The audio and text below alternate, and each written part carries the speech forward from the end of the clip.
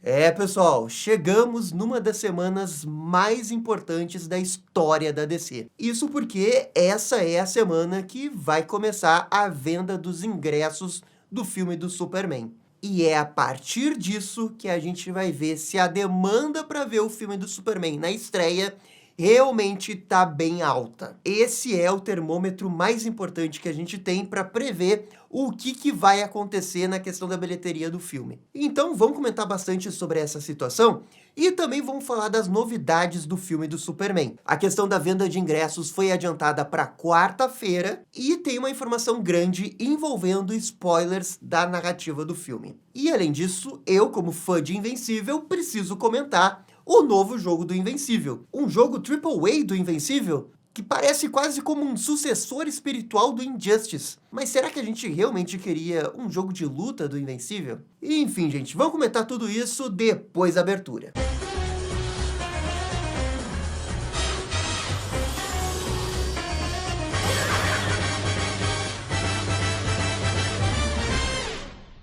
E pessoal, só antes da gente começar, é hora do salve aqui para os novos membros do canal. Um grande salve para o Eric Renato, Calvet Lopes, Jonathan Santana, Connected Boy e João Borges. Valeu, gente, muito obrigado por apoiar o canal, vocês se juntam aqui aos 180 membros da Batfamília. Tamo junto e só lembrando que nesse domingo tem aquela live exclusiva dos membros e a gente deve comentar um pouco esse trailer aí do Superman que vai sair na quarta-feira, certo? Esse era o recado que eu queria dar, agora sim vamos começar a falar de Superman. E assim, eu não tô exagerando não quando eu digo que essa talvez seja uma das semanas mais importantes da história da DC, pelo menos, claro, no que tange filmes. O futuro todo da DC Studios passa por essa semana. Originalmente, a informação que a gente tinha é que o início da pré-venda iria começar na quinta-feira, dia 12. Mas agora mudou, vai ser no dia 11, na quarta-feira. E como a gente comentou na semana passada, essa deve ser, inclusive, a nova data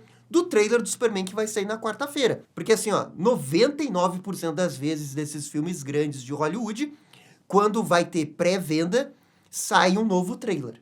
Então pode colocar no caderninho, porque no dia 11, quarta-feira, a gente deve ter sim um novo trailer do Superman. O famoso trailer, né, de Tickets on Sale. E de verdade, eu acho que essa semana é muito importante para a gente ter esse medidor do quanto que as pessoas estão interessadas pro filme. Porque hoje, o que a gente tem é uma noção. Os trailers fizeram muito views. Beleza, é um bom indicador, mas não é um indicador definitivo. Mas a procura no Google por Superman tá bombando. Bom indicador, mas não é um indicador definitivo. Tá vendendo muito bonequinho de Superman. Ótimo! Mas sem sombra de dúvidas, o mais importante é o interesse na hora das pessoas comprarem o ingresso. E os ingressos estarão disponíveis para o público na quarta-feira. Porque assim, ó, vamos falar a verdade aqui. A marca da DC, antes do James Gunn, ela estava muito arranhada. Por tudo que aconteceu nas coisas do Ramada, pelas coisas do Snyder. O primeiro ano da gestão do James Gunn foi bem difícil, porque tinham aqueles 4 filmes que estavam no limbo, né? Ninguém sabia se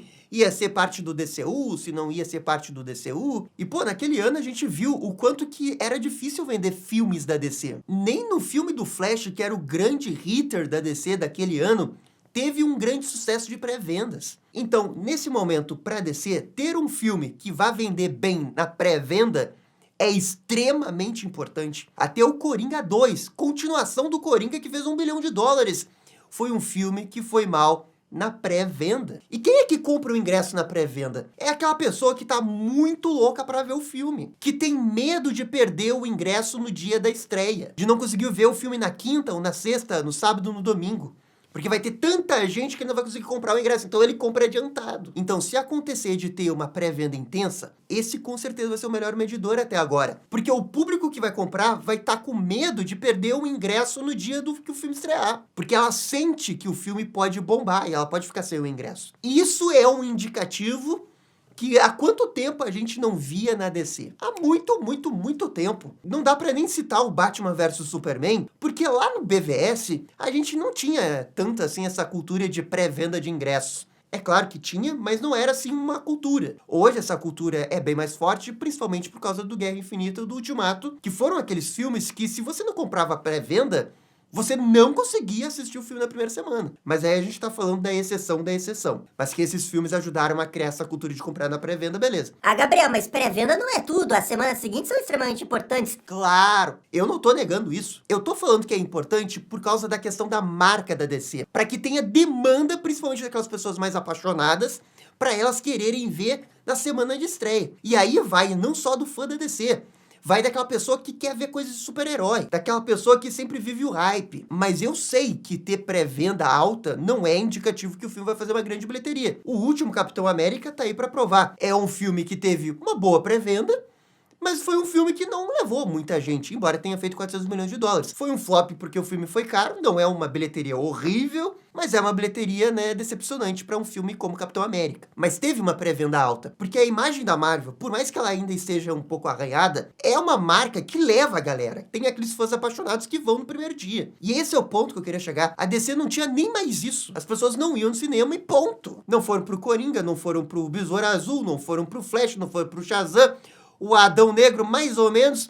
Aquaman 2 também mais ou menos. Mas de uma forma geral, esses filmes foram mal. Eles decepcionaram na bilheteria. E quando você começa a ter fracasso atrás de fracasso no cinema, cara, a sua imagem fica arranhada. Não tenha dúvida. É como aquele time que tá na zona de rebaixamento. Se você começa a perder, pô, até o torcedor mais apaixonado não vai ter vontade de ver o teu time. Só que, continuando com as metáforas do futebol, quando você chega nas últimas 5 rodadas do Campeonato Brasileiro e o teu time tá lutando pra cair, e é um time grande, é um time de massa, sei lá, o Flamengo, um Corinthians, um Palmeiras, um Grêmio, etc. A torcida, ela vai e empurra o time, coloca 30, 40, 50 mil no estádio pra tentar fazer um milagre de tirar o time do rebaixamento. Eu acho que o Superman é uma situação tipo essa. O Superman seria tipo isso, não pela questão da qualidade, não tem nada a ver com qualidade, mas é que a DC, a marca DC, tá tão no fundo do poço assim, mas todo mundo sabe que esse é o momento da verdade. Esse é o filme, esse é o momento, é uma nova chance, tá tudo do zero, é um novo universo, é o James Gunn, é o Superman, é agora. Então a galera vai com uma torcida desesperada pra encher o estádio nas últimas rodadas de rebaixamento pra ir, vai comparecer. Os fãs da DC eu tenho certeza vão comparecer. Só que também tem o público casual. Esse público casual deve ir mais na segunda semana. Mas se os fãs da DC conseguirem segurar uma grande bilheteria já no primeiro fim de semana, se tudo isso culminar numa grande bilheteria na estreia, com uma boa pré-venda, um bom Cinema Score, um bom Rotten Tomatoes, que eu odeio falar isso, mas é importante. O filme vai ter boca a boca, eu tenho certeza absoluta. É por isso que tudo começa quarta-feira. Esse é o start, é uma nova era. É a hora do vai ou racha. E à medida que a gente for se aproximando do filme do Superman, dia 11, a gente vai saber como é que tá o clima pré-jogo. E nesse momento, é o momento que eu vejo mais hype pro filme do Superman. Tá acontecendo um momento positivo, as pessoas estão hypadas pro filme. Mais do que eu não via desde The Batman. E olha, talvez seja o meu lado decenal tá falando aqui, mas eu acho que as pessoas estão até mais hypadas pro Superman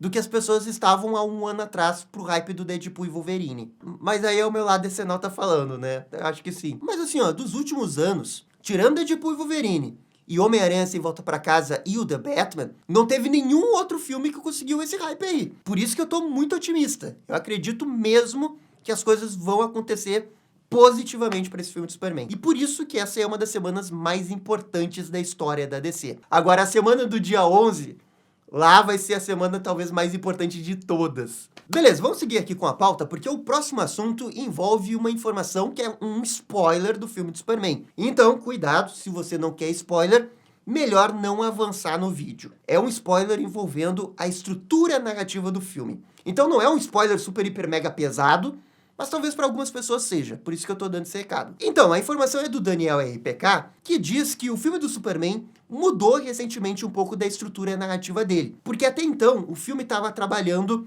com aquela estrutura de 7 dias a semana. E que algumas pessoas estavam vendo como um pouco episódicas. Digamos assim, que o filme ia começar, sei lá, na segunda-feira, ia aparecer o letreiro ali, segunda-feira, e aí depois ia aparecer terça, ia acontecer outras coisas. E pelo que falaram nos testes de audiência, que de novo não tem como saber se é verdade ou não, isso incomodou algumas pessoas.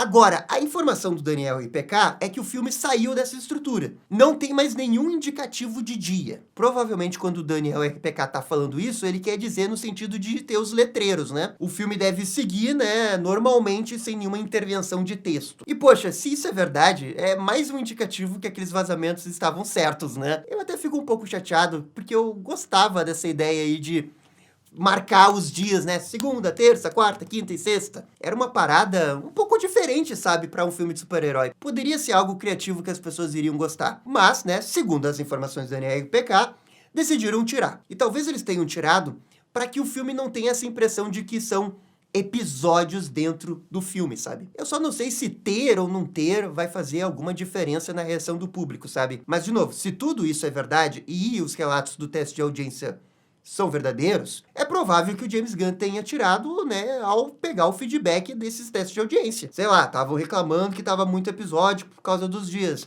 Então ele tirou. O James Gunn já falou várias vezes que ele escuta teste de audiência. Ele, né, muda assim o filme. E eu acho que nesse caso do Superman, que os riscos são muito altos, ele, né, talvez escute mais ainda. Agora, o James Gunn não confirmou essa informação. Talvez na cabeça dele ele já ia tirar por outros motivos. Ou talvez eles nunca tenham cogitado em fazer isso, sabe? Talvez eles tenham colocado só no teste de audiência para ver o que as pessoas iriam achar. Enfim, existem inúmeras possibilidades do que pode ter acontecido. Só lembrando que o James Gunn já falou uma vez que tudo que eles puderem fazer para diminuir o risco desse filme dar errado, eles iriam fazer. Até coisas muito pequenas, né? Como aquela questão da latinha que eles editaram. Recentemente o color grading mudou, né? A gente comentou isso. E agora, supostamente, tem essa parada dos dias. Assim, ó, eu entendo 100% do James Gunn. Se eu tivesse na posição dele, provavelmente eu iria fazer as mesmas coisas. É só que também tem aquela coisa mais mágica do cinema, que o filme é a visão do diretor, e o diretor, se ele quiser colocar uma coisa diferente para fazer o filme se destacar, tem que deixar o meu lado pró-cinema, fazer coisa diferente com o filme de super-herói, também grita mais alto, e eu não sei, eu queria que ele tivesse deixado esse negócio dos dias. Porque desde o vazamento eu disse que eu tinha gostado, né? Mas enfim, supostamente tiraram. Mas, como eu disse, se eu fosse James Gunn, provavelmente eu teria feito a mesma coisa, porque a gente tá falando de bilhões e milhões de dólares e não dá pra dar chance pro azar. O 1%, então tira os dias ali. Se o povo não vai gostar, então tira. É uma coisa muito ousada, né? Muito ousado, né? Ficar marcado segunda, terça, quarta, quinta. Pelo amor de Deus, que povo chato. Deixa ter segunda, terça, quarta, quinta e sexta. A outra novidade do Superman é uma gigante, na verdade. Porque foi lançado a skin do Superman David Corenswet no Fortnite. E juntamente com a skin do Robin Tim Drake. Por que eles colocaram o Robin Tim Drake ali? Eu não sei, mas colocaram o Robin Tim Drake também. Inclusive, linda a skin do Robin Tim Drake. Muito bonita. Essa aqui, tá? Essa outra aqui dos 952 nem tanto. E a DC toda fez uma grande divulgação aí do Fortnite. Teve uma espécie de trailer, né? O James Gunn divulgou, colocaram a musiquinha do John Williams atrás e tudo mais. Realmente estão fazendo um grande evento esse negócio do Fortnite. E assim, ó, tá certíssimo. Tem que divulgar sim no Fortnite, o marketing mandou bem. Eu acho que eles acertaram em deixar pro último mês, né? Aquele momento mais do hype do filme. Tá certo. Também tem um negócio que o Crypto aparece, você joga uma cápsula, sei lá o que é aquilo, eu não jogo Fortnite, e o Crypto aparece, dá uns latidos e sai voando. Tudo isso muito bacana, show. O marketing tá on fire recentemente, né? Convenhamos. Tá on fire. Beleza, agora vamos colocar aqui o lado fã invencível do Gabriel, porque anunciaram aí na Summer Game Fest, no domingo, durante a apresentação da Microsoft, o novo jogo do Invencível. Invencível Versus. E é um jogo de luta do Invencível. Dá pra ver que é um jogo bem violento. E é por isso que eu tô chamando de sucessor espiritual de Injustice. E o sistema de combate eu também achei um pouco parecido com Injustice. Eu não sei se é só impressão, eu não sei se eu tô maluco, mas eu achei um pouco Injustice. Engraçado como é o mundo, né? Semana passada teve o Marvel vs Capcom, naquele Marvel Fighting Souls. E agora tem o Injustice, só que com o Invencível. Como eu sei que vocês gostam de uma treta, né? Qual que eu achei melhor? Pô, com todo respeito ao Invencível, que eu amo, adoro Invencível. Mas o da Marvel tá bem mais legal. Mas bem mais legal. E não só por causa dos personagens, eu tô falando por causa do sistema de luta. Esse sistema aí de luta do Invencível, não sei, não tô botando muita fé, não apeteceu, sabe? E a outra coisa, o jogo de luta do Invencível, tá, não, legal, é ok, é válido, é super válido. Será que eles vão chegar até onde o desenho foi?